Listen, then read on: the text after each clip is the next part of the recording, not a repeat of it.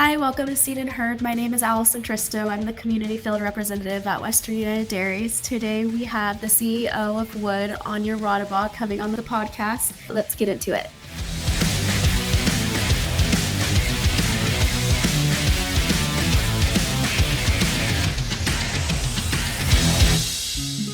Did you know that you can turn your dairy manure into cash? Bennett Environmental is offering above ground dairy digesters at no cost to you. These systems can also remove nitrates from your lagoons to help you comply with water board regulations. Our proven above ground technology will generate income for your dairy into the foreseeable future. Because we truck the renewable natural gas off site, your dairy can profit regardless of your location. Bennett Environmental, turning your wastewater liabilities into sustainable assets. Learn more at bennett-environmental.com.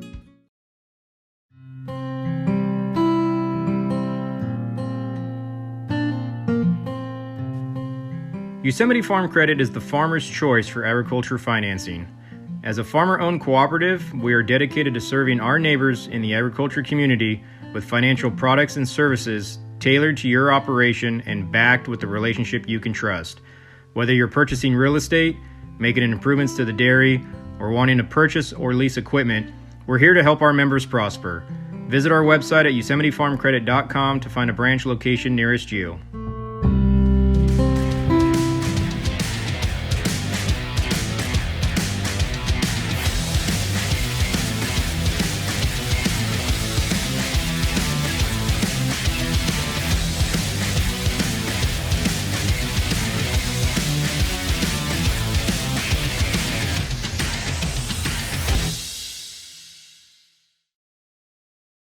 So today we have on Anja Raudabaugh, the CEO of WUD, to give a little bit of an update of just a few things going on. How are you, Anja? I'm very well, thank you. So what would you like to dive into first? Well, I think that we'll start with the fact that this is your last podcast. So That's a very big bummer for everybody over at Western. But with that fantastic news, Allison, you want to tell the crews where you're headed? Yes, so I am heading over to the Lower Tule Irrigation District to be their resource coordinator. I'm going to be helping out with the MLRP grant and then a couple of other grants and maybe do a little bit of Sigma stuff. So that's what I'll be doing over there.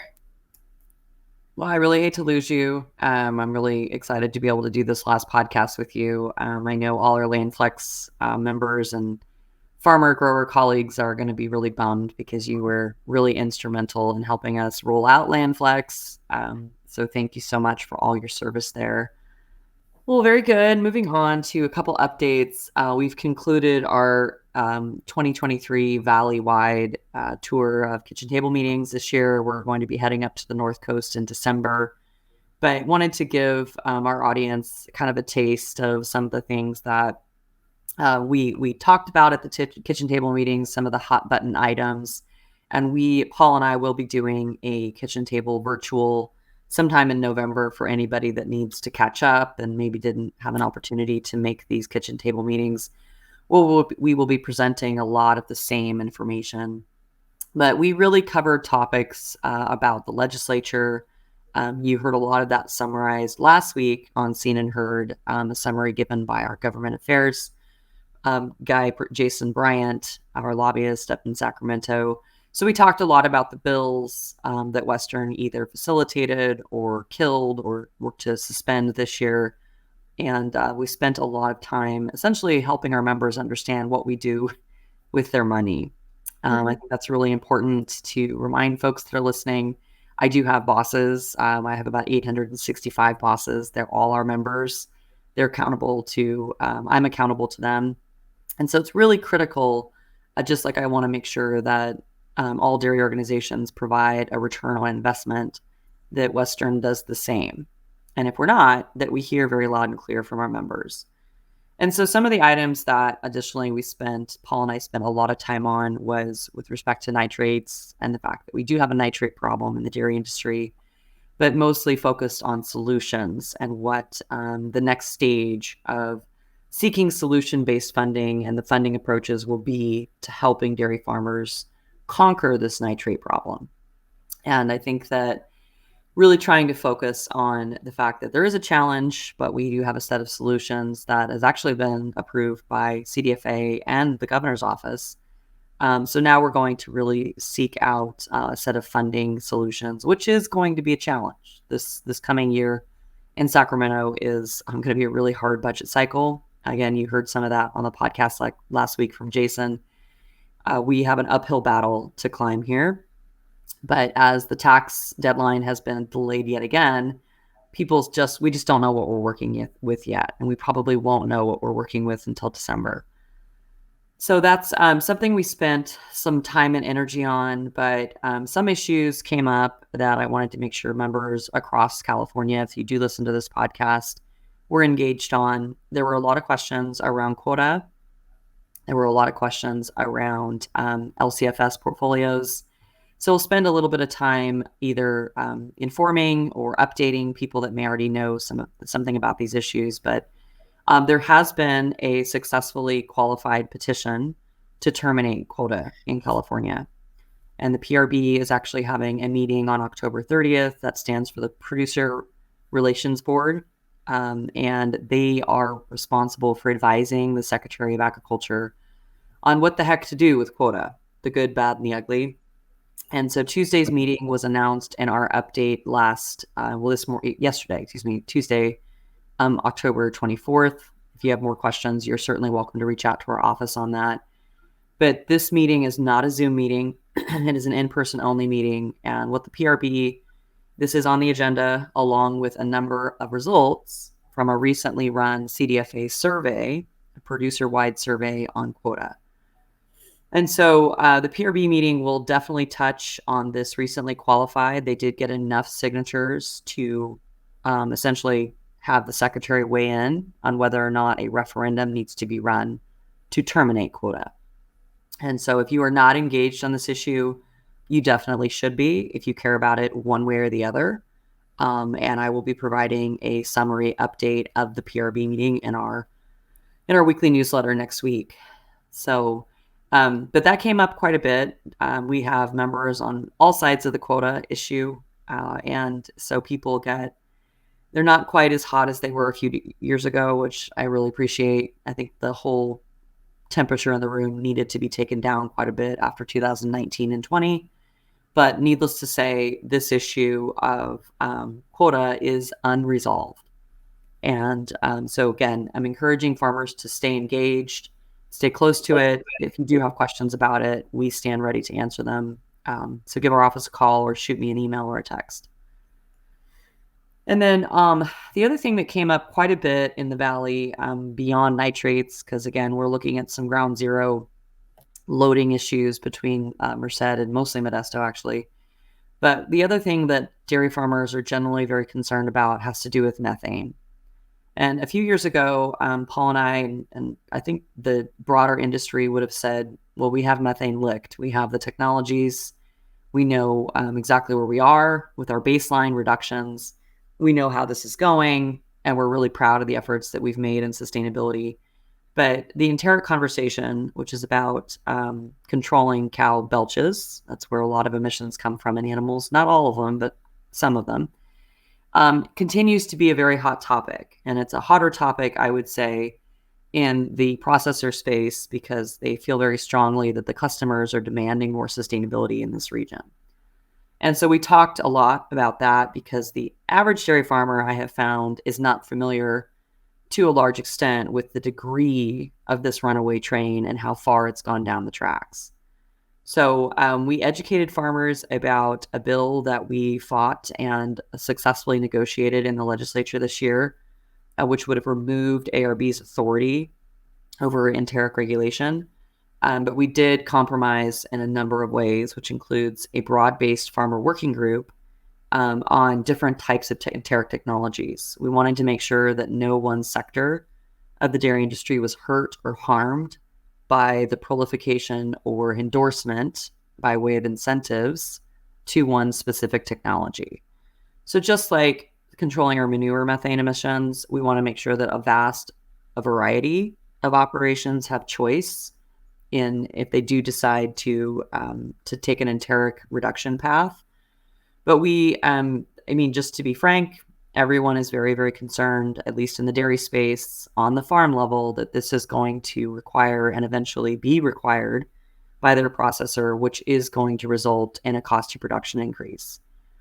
And so a lot of times Western is in the crosshairs between trying to make sure that we cut a decent deal for agriculture and farmers, dairy farmers specifically, and not incurring additional costs of doing business. And I think that everyone should be held to the same standard. So it does look like enteric is going to eventually be an incurred cost of business based on the market and what it's asking for. So that was a huge conversation starter. It didn't always land well. But the other side of the coin, and I would say that enteric is being met with a tremendous amount of hesitation by our board at Western and myself, is because ARB has not been a good partner on methane when it comes to the manure side. They have been to a point, but they are really ready to regulate. That's their job. I've never met a regulator that doesn't just love to regulate.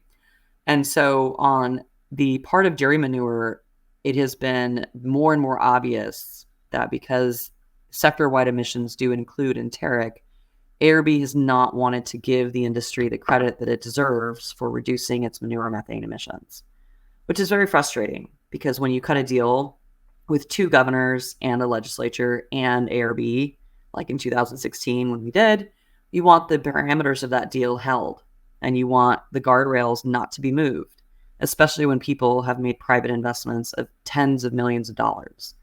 And so it doesn't make the entire conversation go down with a spoonful of sugar when we're not sure where we are on manure and where we're going to go. So much so that recently ARB has actually released a report.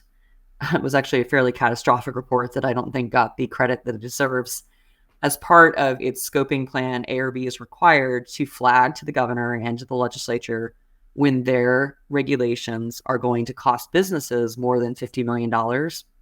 You have to write this report that essentially says, yes, this is what's going to happen, and we're letting you know. Well, this report on LCFS specifically said that it was going to cost the taxpayer in excess of $10 billion. And one of the things that it said in there was that dairy biomethane should be eliminated from the LCFS portfolio. And so ARB staff wrote kind of a modicum, a middle ground of what they recommended, which the board then adopted to be formalized in regulation in the next several months, which is that avoided methane, which is essentially the capturing credit of the LCFS piece of the revenue the dairy farmers get for putting a digester in, will be eliminated in 2040. And so this is disastrous for anybody who has built a digester or anybody that's currently in construction, or I would point out any of the dozens of farms that have built a digester and have still not been paid for their efforts at reducing methane. These are all really sour pills for farmers to swallow, and they should be pissed off about them. So we talked a lot about that at these kitchen table meetings, and some kitchen table meetings are more lively than others, which I appreciate. So if you've not come to yourself to get a good old-fashioned kitchen table meeting where we talk about the old times in the dairy industry and why we should get riled up about stuff, probably you should think about coming, because we do talk about issues that are not always just a spoonful of delicious butter. There's a lot of sour pills to swallow, and I really enjoy the engagement because it helps fire me up. It helps fire my board members that come up, but we are always trying to make sure that we stay in touch with our members and their perspectives on things, and we don't just rubber stamp things in a corporate way. So those issues were hot. And then as we travel up to the North Coast, I'm sure they always have, they're wonderful about engaging on full dairy industry perspectives. They're not as obviously concerned about LCFS on the North Coast, but they are concerned about a very recent ballot proposition, which I've talked about on this podcast before. But this proposition that has been introduced into Sonoma County, which looks to qualify, seeks to eliminate what they call any confined animal feeding operations over 200 animals. So this affects fairs, it affects racing operations, it affects most horse operations actually. It affects poultry, duck. If there were swine operations in California, I'm sure it would affect them. It's not really an issue, but it most certainly affects dairies and beef operations.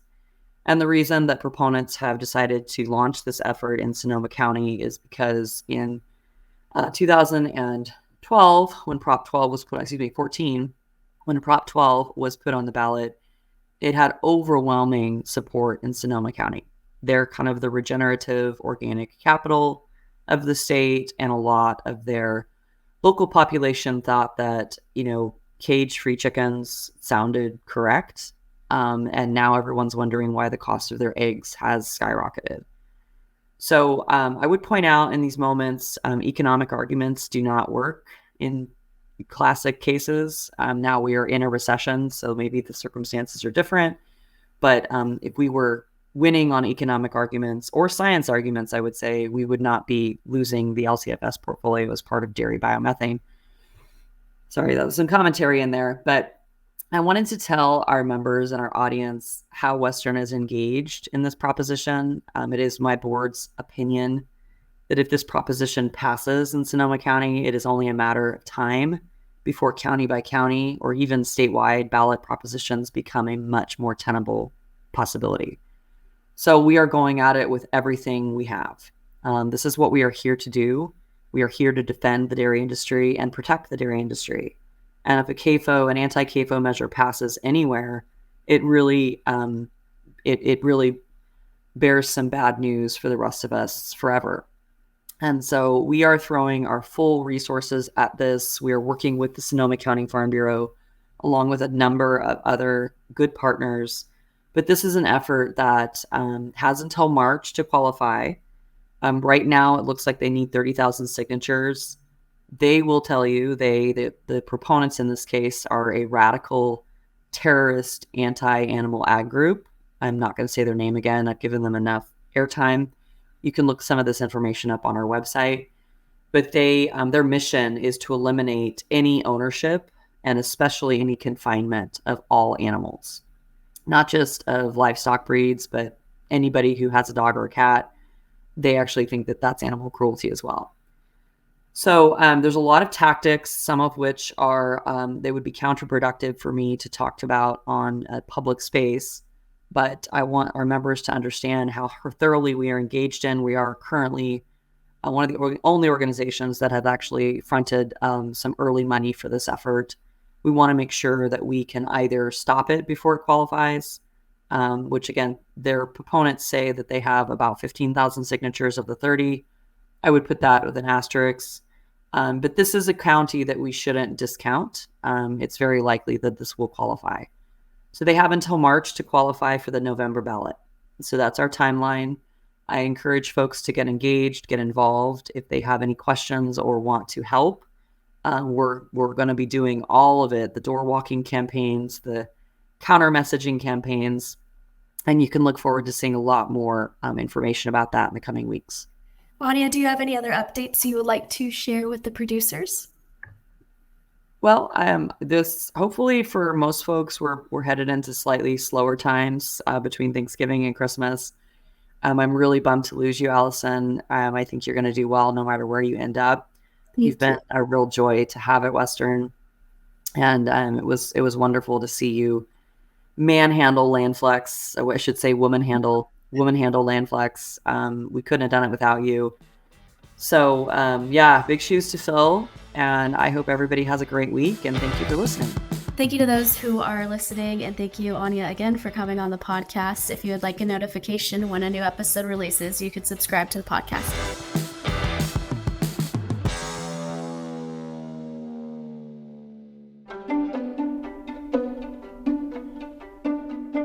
Pacific Gas and Electric is here to remind you that signs keep you safe. Sections of our natural gas transmission pipeline travel underground and beneath agricultural land. For the safety of you, your family, and your employees, pipeline markers are placed to indicate the approximate location of the pipe as a reminder to use extra care. Removing a pipeline marker creates a serious safety hazard.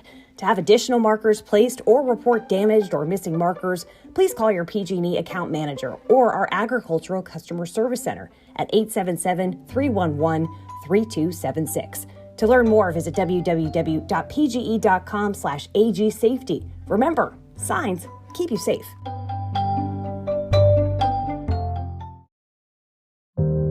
you tired of hearing that the main way to save water is fallowing? Are you tired of seeing articles about how alfalfa and corn waste water? At Common Good Water, we combine the best-in-class subsurface drip system and precision crop management services, including pest control. Our verification program qualifies for public funding, and we want to help you continue farming in California. Contact your groundwater sustainability agency and ask how you can work with Common Good Water. Visit commongoodwater.com. Thank you to the Western United Dairies generous business sponsors, the Morning Star Company, Holt of California, Farm Credit Alliance, PG&E, Arata, Swingle, Van Egmond and Goodwin Law Offices, Yosemite Farm Credit, F&R Ag Services, Moss Energy Works, California Dairy Magazine, Bennett Environmental, and Common Good Water. We appreciate our sponsors and thank them for their continued support. While Western United Dairies respects the varied views of our guests, please note that the opinions expressed in the Seen and Heard podcast may not necessarily reflect the positions of the Western United Dairies Board of Directors or our sponsors. If you would like more information on how to sponsor Western United Dairies or this podcast, please send us an email at info@wudairies.com.